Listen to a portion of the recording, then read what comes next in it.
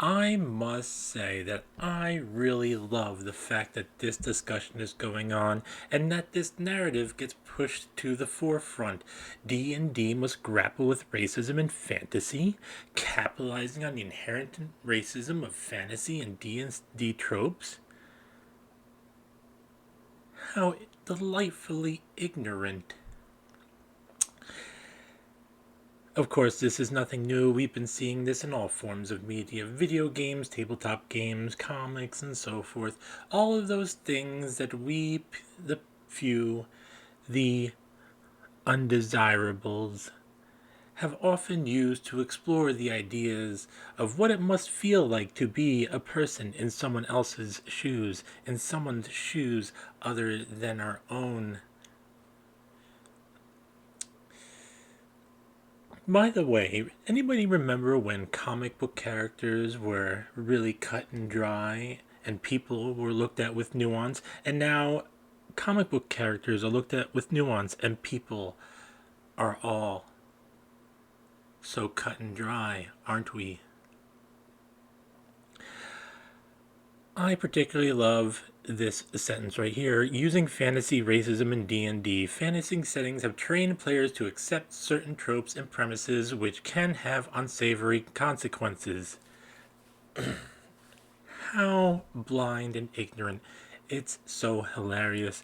I love how these narratives keep getting promoted by those in power. Now, why would these narratives get promoted by those in power? Why would such ideas be allowed through the gatekeepers who like to keep us all divided in one form or another? Sex, religion, race? Could that have anything to do with any of this? Oh, I am sure it has nothing to do with anything. I mean, why allow people to experience life from a different perspective in a fantasy setting, to maybe be able to relate to one another, to maybe discover on their own that we are all human and that we are all flawed, and counting people specifically by their genetic makeup comes with its consequences.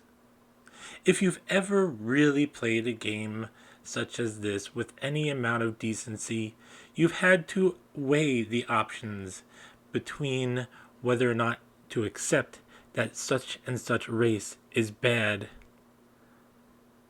or such and such race is good, or to try and reason with your encounter.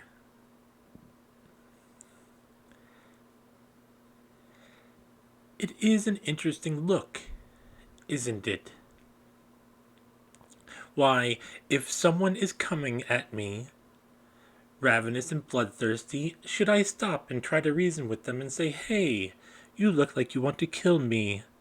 I think you should stop"? Now, in that case, does it matter what the race of the person trying to kill me is? Did I even mention it in that scenario? No. But I'm very curious, dear frenemy. How did the person look that you imagined?